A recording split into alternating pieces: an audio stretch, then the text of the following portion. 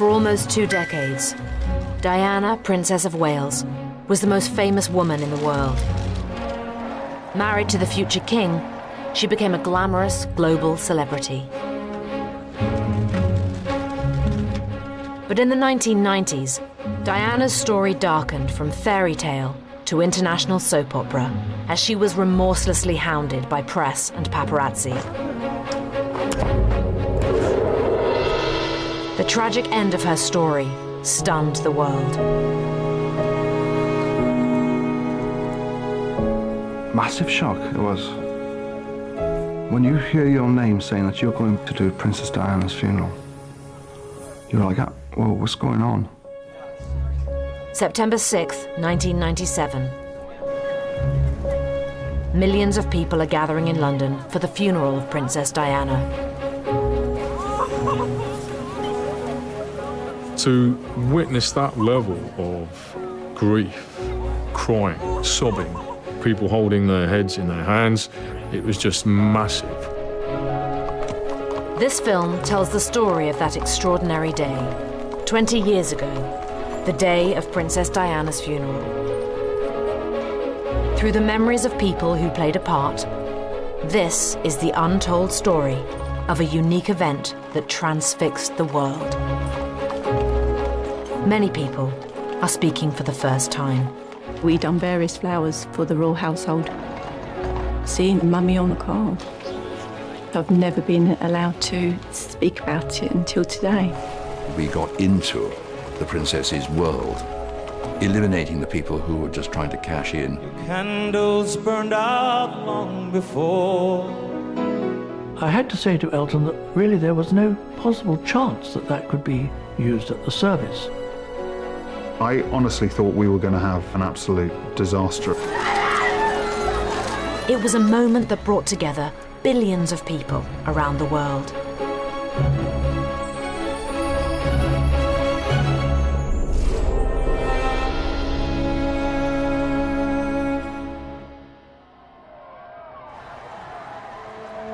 In 1981, Diana married the future king, Queen Elizabeth's oldest son, Prince Charles, in a fairy tale wedding broadcast around the world. A glamorous icon on 1 million magazine covers, Diana also won hearts and minds as the devoted mother of 2 sons and patron of many charities highlighting AIDS and landmines.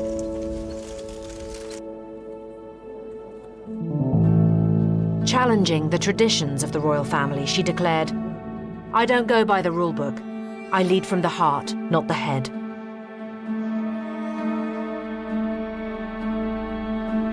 Her troubled marriage ended in divorce in 1996, and she lost her royal title. But her criticisms of the royal family and her high-profile relationships with boyfriends kept her in the headlines. In August 1997, she was in Paris with Egyptian film producer Dodi Al Fayed.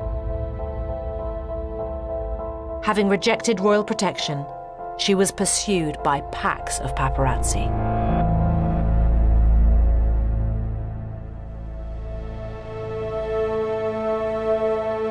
In the late summer of 1997, the royal family are on holiday at Balmoral, their country retreat in Scotland.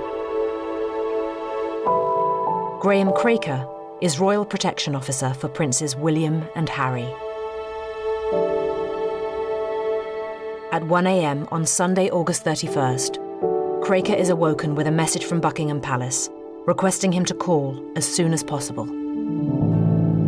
I crept down the stairs to the house phone, dialed the duty officer at Buckingham Palace, and he then said that there were reports that there'd been an accident in Paris and that Dodi Al Fayed had been killed and the princess had a broken arm. We established an open line to the embassy in Paris.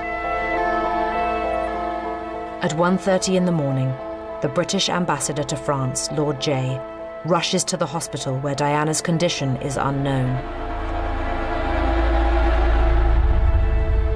Jay is taken to Diana's bedside and is told she is critical. With senior French government ministers, he waits for further news.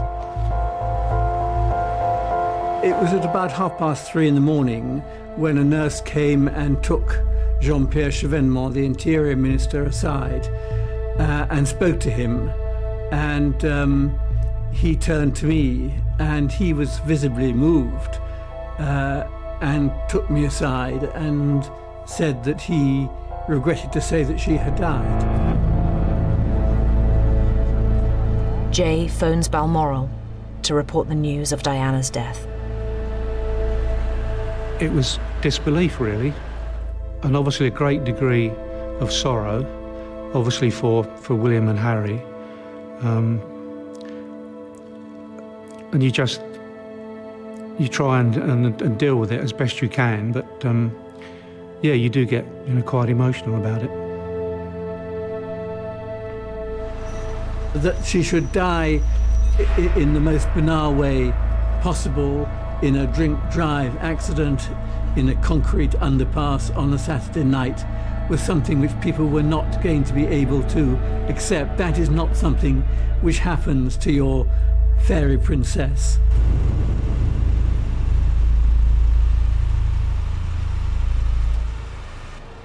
Around the world, the news of Diana's death is shocking and hard to accept. Princess Di is dead. And who should we see about that? The driver of the car, the paparazzis, or the magazines and papers who purchase these pictures and make bounty hunters out of photographers? How very sad Hillary and I are about the terrible accident that has taken the life of Princess Diana and the others who were with her. It was a tremendous shock. But the telephone then started ringing. Many people were ringing. We were all ringing each other. There is a standing plan with the Royal Air Force to recover any member of the royal family who has died abroad. So that was put into effect. Anything that was ceremonial and involved the Queen was my responsibility. And that, of course, included royal funerals. And I had plans for all the members of the royal family of a certain age, so that I would be ready. But, of course, in this instance, I wasn't ready. 12 hours after Diana's death, her body arrives back in Britain. John Stillwell, official royal photographer for the Press Association, is there. It was a very, very eerie feeling. No one could believe that they were actually covering her being brought home after she'd been killed the night before. Stillwell has been photographing Princess Diana around the world for years. She was very easy to photograph, very easy. She made ordinary people feel really at ease. Jonathan Friedland is with a handful of reporters witnessing the return of Diana's body. There were just a few of us and a few photographers, and it was very quiet and very still. So on day one, it wouldn't have been obvious what was going to happen.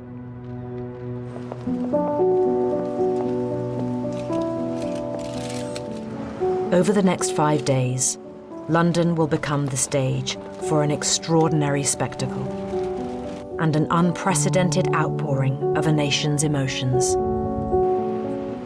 That week before the funeral, my job was to be outside Buckingham Palace, because once the flowers started, it just built up and up and up.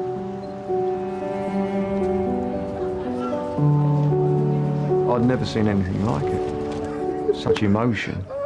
For someone that a lot of these people never even met.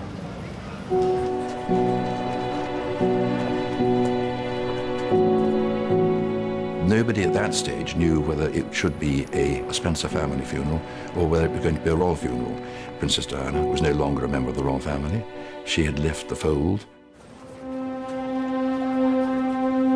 It's a political and constitutional minefield. Although Diana was the mother of a son who would one day be king, she had lost her Royal Highness status when she and Prince Charles announced their divorce in 1996. The royal family handled what would actually be eventually a crisis for them ineptly and very badly. They stuck to formal procedure rather than just realising this was beyond the rule book. This was an exceptional event. So the royals stayed in Balmoral. Very, very, very disgraceful, I find their behaviour. Very disgraceful. What do you think, madam? I think it's disgusting that they have not appeared or said a word.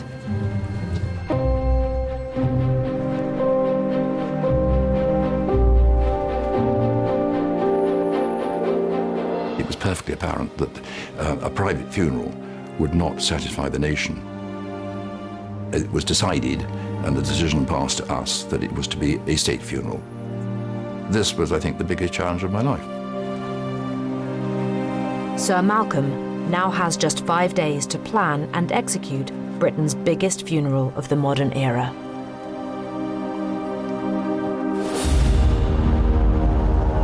The day after Diana's death, at the request of the Prince of Wales, Prince Charles, soldiers of the Welsh Guards are flown in from security patrols in Northern Ireland. In command of the specially selected pallbearer unit is decorated war hero Captain Richard Williams.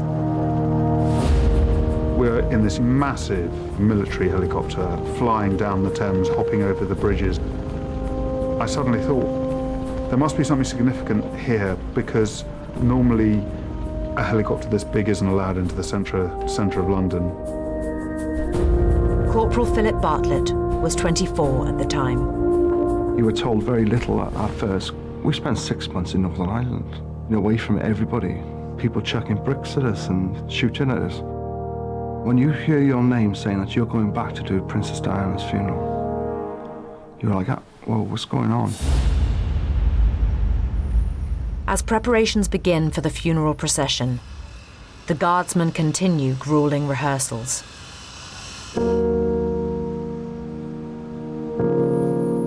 The 8 pallbearers who will carry Diana's quarter-ton coffin, lead-lined like all royal caskets, have been selected for their height and fitness.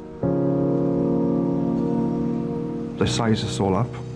The tallest at the back and the shortest at the front, and they put a piece of plasterboard on our shoulders to see if it was had the right angle where the head was higher than the feet. In many ways, it was quite good that we got straight into the business of rehearsing for the funeral, because we just didn't have time to think, didn't have time to contemplate quite what was going on.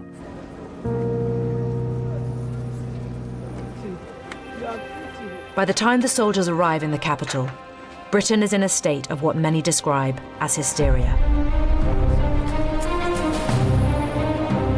And for some, the initial feelings of shock and grief have now turned to anger, directed at the press and photographers accused of hounding Diana to her death in Paris. Photographers there were a few of us, were all being accused of being the murderers of Diana. You, press that killed her. You're the scum! Yes. We're here to pick the bones!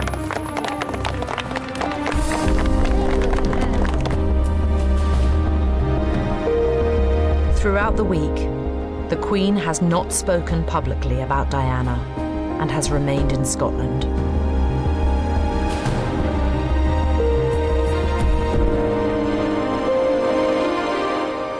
Following days of protest in London, the young princes are seen in public for the first time, viewing flowers that have appeared at the gates of Balmoral.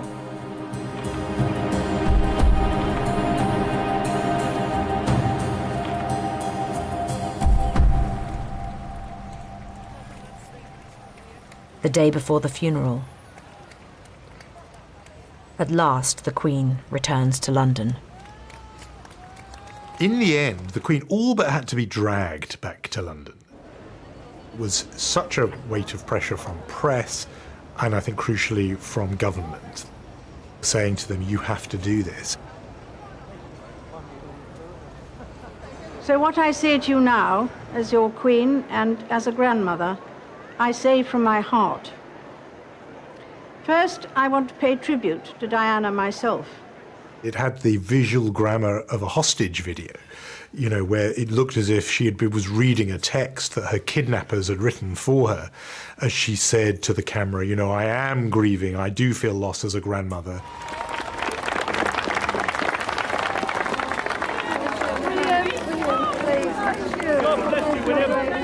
The same day with their father, Prince Charles, William and Harry meet the crowds outside Kensington Palace. Thank you very much.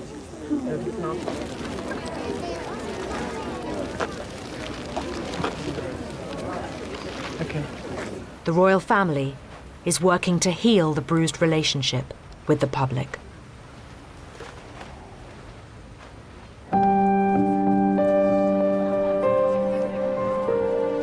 Locked away in rehearsals at their barracks, soldiers of the Welsh Guards charged with carrying the princess's coffin are largely unaware of the huge outpouring of national feeling.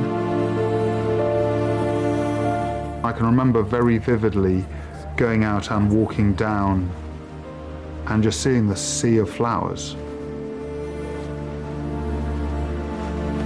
I remember coming back and saying to all the guys, you know, oh, we've been locked away, but, you know, this is really big. This is really, really big. Corporal Philip Bartlett has grown up in a small Welsh village. She was the Princess of Wales, and with that in mind, she was our princess. Like many soldiers in his unit, he has met Diana when she visited the Welsh Guards. You could see that in her, that she was so caring, so willing to be part of your lives as well and do things, especially with charities. She engaged with them and she cared for them, and that is a very special person. So you knew what she did for all of us, and we thought it was about time we could do something for her. It was hard, but we all realised what the job we had to do.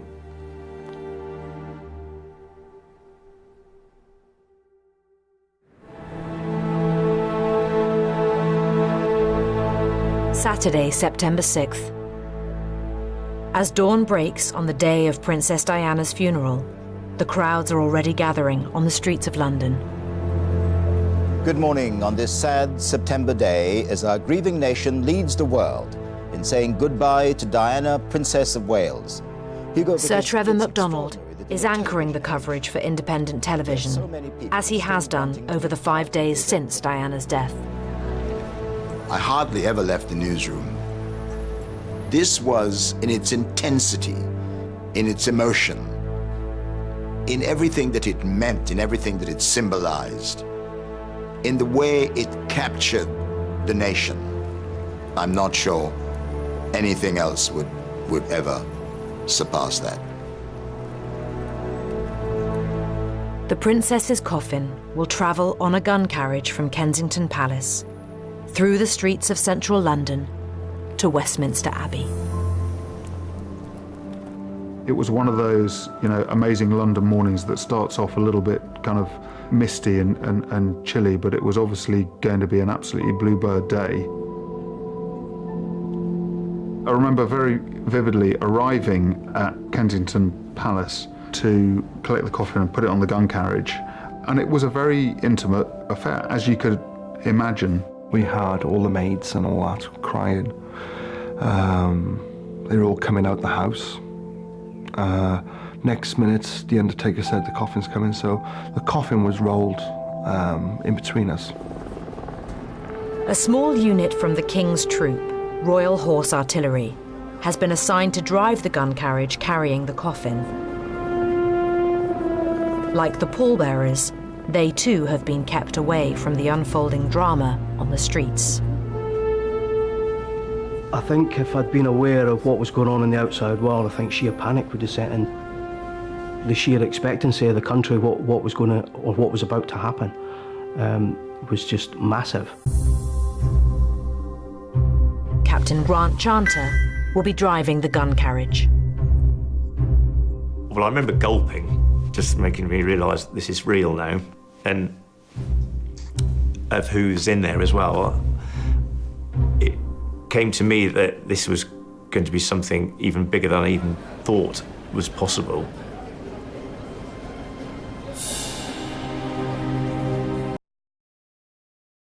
Smartphones and social media, over 1 million people wait to see Diana's coffin with their own eyes.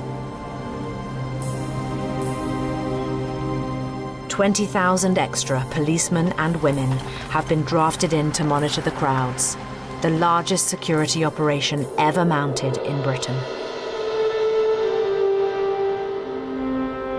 There were a lot of us that were actually volunteering to work and wanted to be part of it. And London just had this feeling that was just so different. There were the extremists. She had the odd fanatic who would have probably tried to lie on top of the coffin or done something ridiculous like that.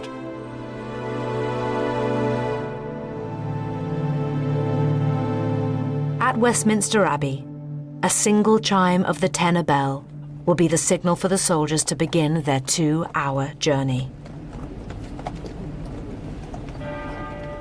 It will ring again every minute to mark their progress.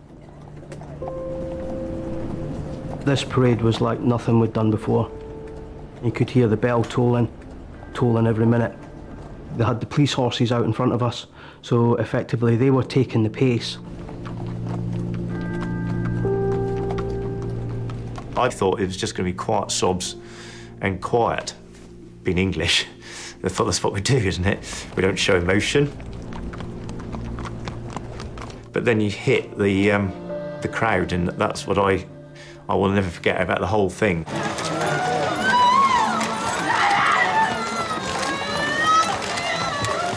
And we heard that huge scream, "Diana, we love you." And it cut right through all of us. That was a very strange feeling, and I still don't quite know how to assimilate it to this day. Somehow something had changed.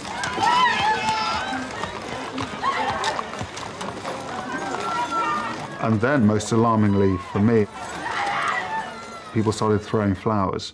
It was raining flowers at one point. They were hitting the horses and hitting the guardsmen. To practice for that, we got loads of newspapers out the mess, wrapped them up in tin foil, and then thrown them in front of the horses. The fear was that maybe one of the horses get so panicky that it can drop out of harness, it could bolt, and then obviously if one horse goes in a set of harness, the other 5 are going to go with it. I was genuinely, seriously worried that we'll make it all the way, but just because of the reaction.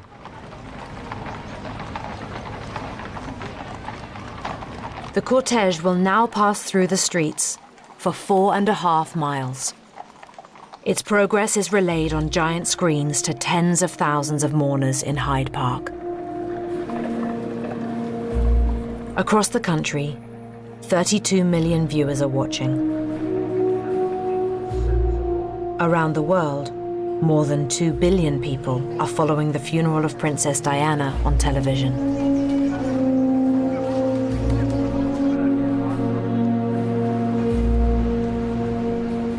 Journalist Jonathan Friedland is reporting for American TV. For them, this was just the most juicy, double blockbuster episode of a soap opera they'd been following for years. I think people are going to want to see, and maybe they shouldn't have this need, but I think they do, some real emotion from the Queen, perhaps from her husband, but also from, crucially, Prince Charles. For the soldiers in the funeral cortege, their focus is on the challenge of the march to Westminster Abbey. I remember thinking, this is really quite a long way. Slow marching all that way at the pace of a horse, you suddenly thought, this is going to be a bit of a feat of endurance.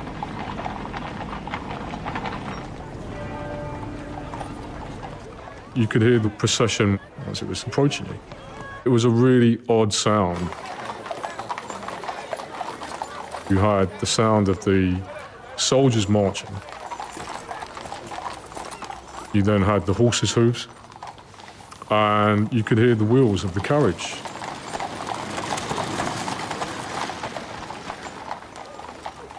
It was dead silent. Apart from the noise of the procession, no one was speaking. One couple that I had been talking to, the man blessed himself. And as he blessed himself, his wife looked at him and she started to cry. When she began crying, it set everybody off in front of me. And you don't realise just how contagious that is. I don't even think I could count how many people there were that were actually just crying, sobbing.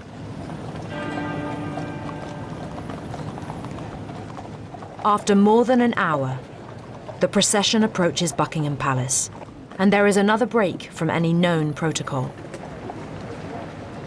A dramatic concession from the Queen following the criticisms of the previous days.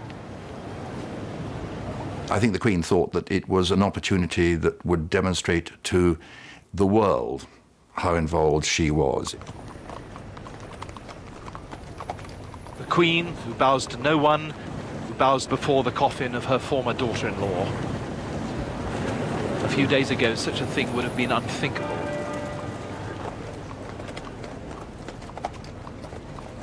At Westminster Abbey, the congregation for the funeral service is beginning to arrive.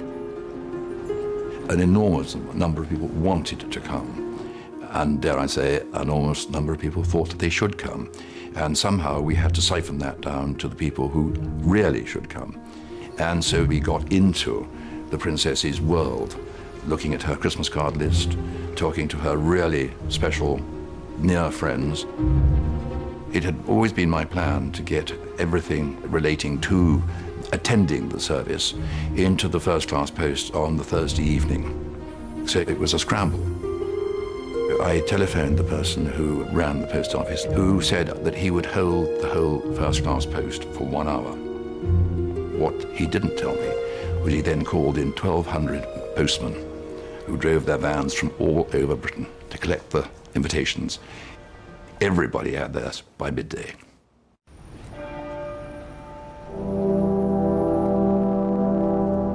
In the final mile of the procession, there's a total surprise. The two young princes, along with their father, grandfather, and uncle, join the cortege. The family's decision to walk has not been announced or expected. The involvement of the princes on the day was something which we didn't address until the last possible moment.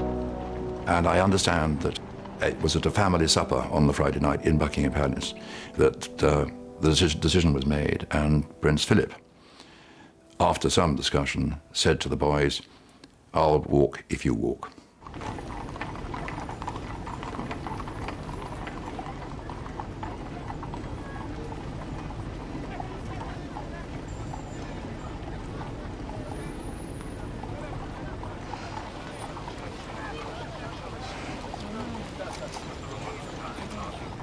Psychotherapist Lucy Beresford is in the watching crowd.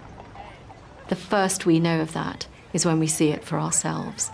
And that was such an extraordinary sight.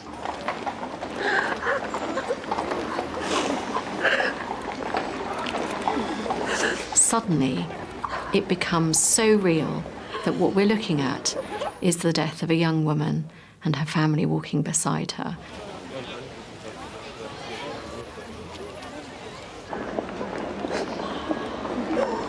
There was almost like a collective, sharp intake of breath at that moment. Prince Harry's floral tribute for his mother has been created by royal florist Lisa Webb. I knew that I would be making the tributes because I'd always looked after the royal household. The flowers were chosen by the princes because their mum loved white roses and also tulips. I felt extremely emotional seeing Mummy on the card. And it was in Prince Harry's own handwriting. A young boy was sending those to his mother. I came into floristry because of my grandfather passing away, and then it connected with doing the flowers to Princess Diana all those years later.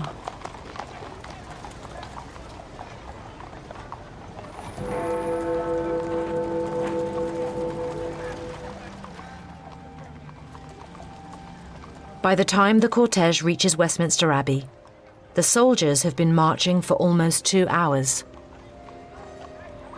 I was exhausted from marching that way.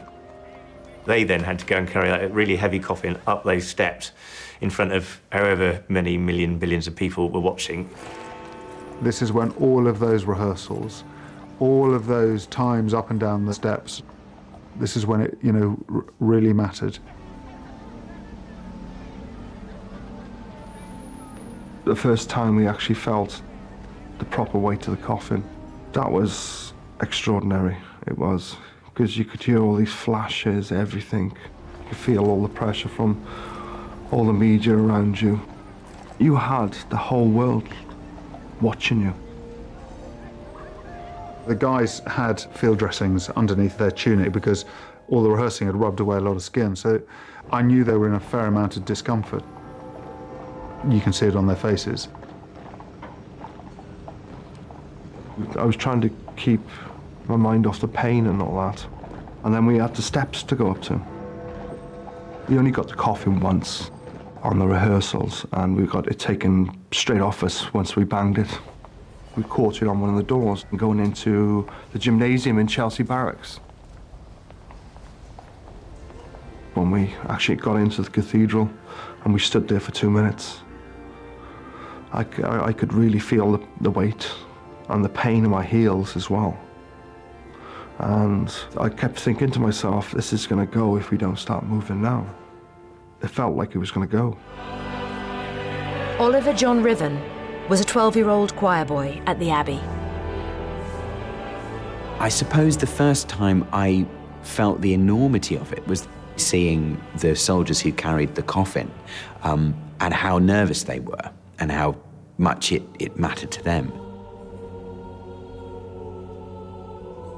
There was a sense that this was something that had to be absolutely perfect. There was no place for any kind of slip-up.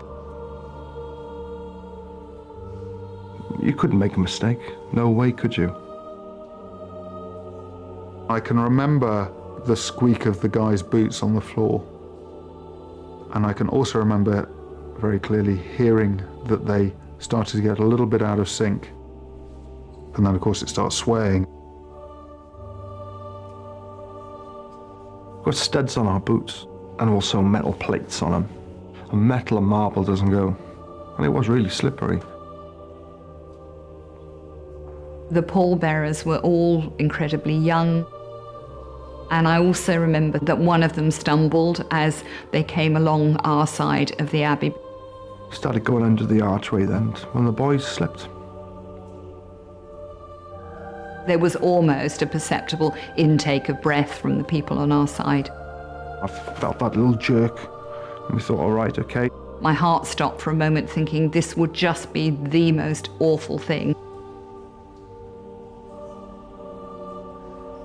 As we went underneath the screen, I knew that we were going to be out of the view of the cameras. So I just said, guys, you have to get, just take your chance now. We go in a little bit out of step and come out perfectly. I don't think we would have ever dropped it, because you always had in the back of your mind who you're doing it for. You're doing it for the public and you're doing it for the boys. Jenny Rivett was Princess Diana's personal trainer for 7 years. The shuffling of those feet as they brought Diana's coffin up. Lying inside there was this body that I had worked so hard on. The heart was the very thing that in the end had given up on her. The broadcasters and royal advisors have agreed that television should not show close-ups of the royal family. We then went past the members of the royal family. What we saw was a family, very obviously, sad and grieving. It struck me that it was becoming terribly easy to look at this as the final scene of some kind of soap opera. Actually, it was, somebody's funeral. The musical director at the Abbey, Martin Neary, has the difficult job of putting together a service that relates to Diana personally, as well as to the centuries-long traditions of Westminster Abbey. I certainly felt there had to be something representing the era of Princess Diana when the name of Elton John came up. I think I really didn't know quite what to think at that point. The question came up of what he should sing. And when I gathered that the favoured choice was Candle in the Wind, I had to say to Elton that really there was no possible chance that that could be used at the service.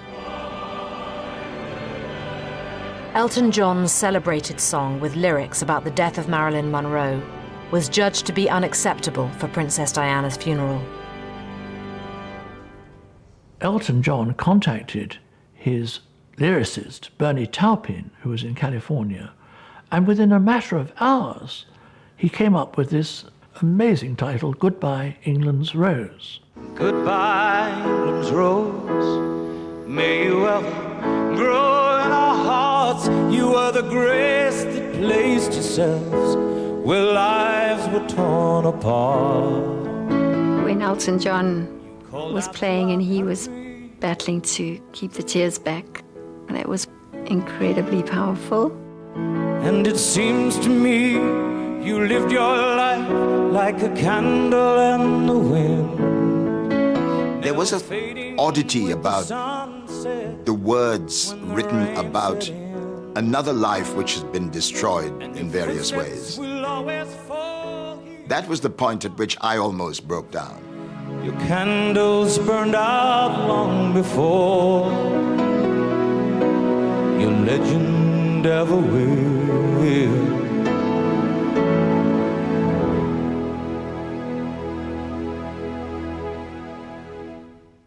Finally, Diana's younger brother, Earl Spencer, delivers his tribute. No one at the Abbey knows what he's about to say. I stand before you today, the representative of a family in grief, in a country in mourning, before a world in shock. The Earl's emotional speech is the defining moment of the ceremony. But of all the ironies about Diana, perhaps the greatest was this. A girl given the name of the ancient goddess of hunting was, in the end, the most hunted person of the modern age. She would want us today to pledge ourselves to protecting her beloved boys, William and Harry, from a similar fate. And I do this here, Diana, on your behalf. I felt a great sympathy for what she'd suffered, but at the same time I was shocked by some of the things which were said. I pledge that we, your blood family, will do all we can to continue the imaginative and loving way in which you are steering these two exceptional young men. If we had a Shakespeare living now, that would be in a play that could endure for centuries, that speech. He vows that the blood family will take care of these children, as if Charles, the father of these boys, isn't really their family. The real family is him as the brother. For such was her extraordinary appeal. You felt as if a battle royal was about to unfold for emotional custody of these princes. The intensity of it was huge. Diana was the very essence of compassion, of duty, of style, of beauty. Somehow he managed to find the right words that did give us the impression that this is the elephant in the room. This is what's not being said, basically. Someone with a natural nobility who was classless and who proved in the last year that she needed no royal title to continue to generate her particular brand of magic. It grated to me on the day because I thought he was actually having a little bit of a go at the royal family. Above all, we give thanks for the life of a woman I'm so proud to be able to call my sister. The unique, the complex, the extraordinary and irreplaceable Diana, whose beauty, both internal and external, will never be extinguished from our minds.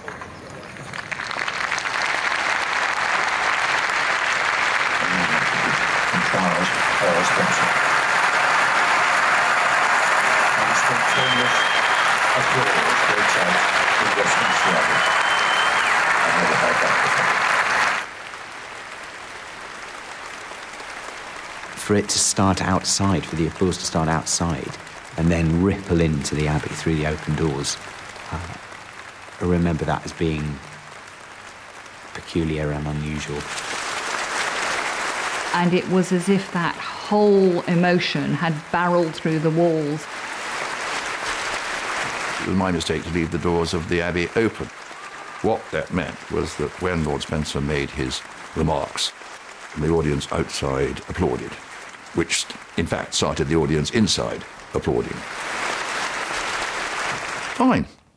I don't think anybody took offence. The princes actually applauded at the end, although the senior members of the royal family did not.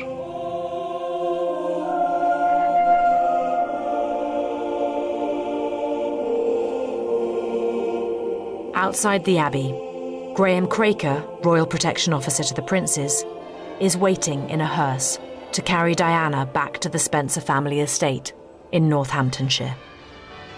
I looked upon it as an honour to be asked, and I also thought it might possibly be a comfort for William and Harry to know that I was there and their mum wasn't alone on that journey. When the pallbearers brought the coffin from the Abbey, William and Harry very briefly acknowledged that I was there with their mother. My wife died in 1991, and I have two sons. So, to a great degree, I can understand how William and Harry felt. I think it hit home to a lot of us. You're doing your part of the job, but this was their mother. I know now what it was because I lost my sister. But that feeling inside when you lose someone so close to you, it's like your heart getting heavy. And I remember sitting in the hearse. You know, when it snows, you get that silent atmosphere. It felt like that. It was just like there was a cloud over the whole of London.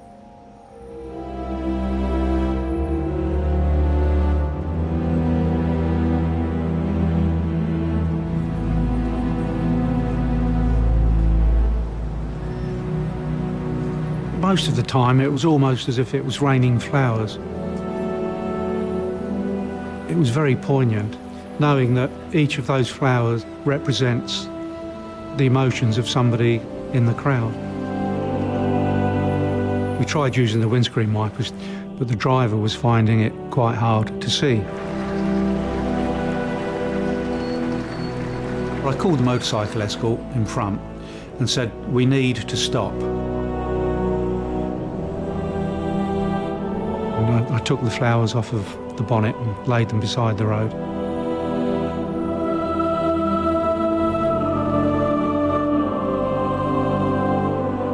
You just get that feeling that this is a moment in history. And as the coffin passes from public view, we must draw back and let her go.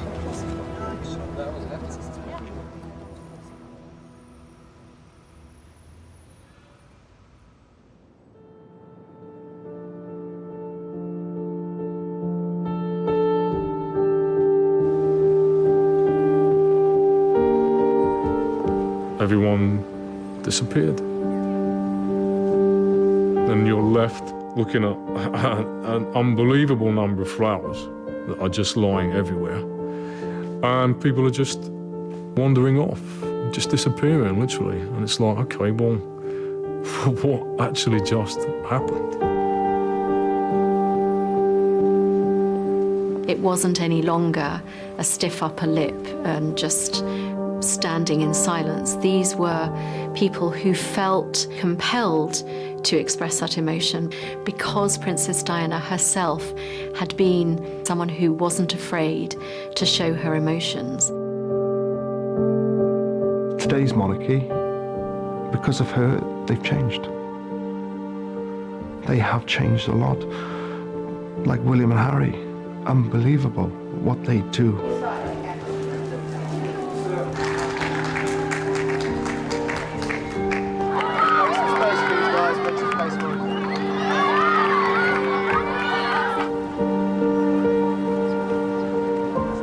I think we surprised ourselves as a nation on the day because we reacted in a way that felt at times a little bit un-British.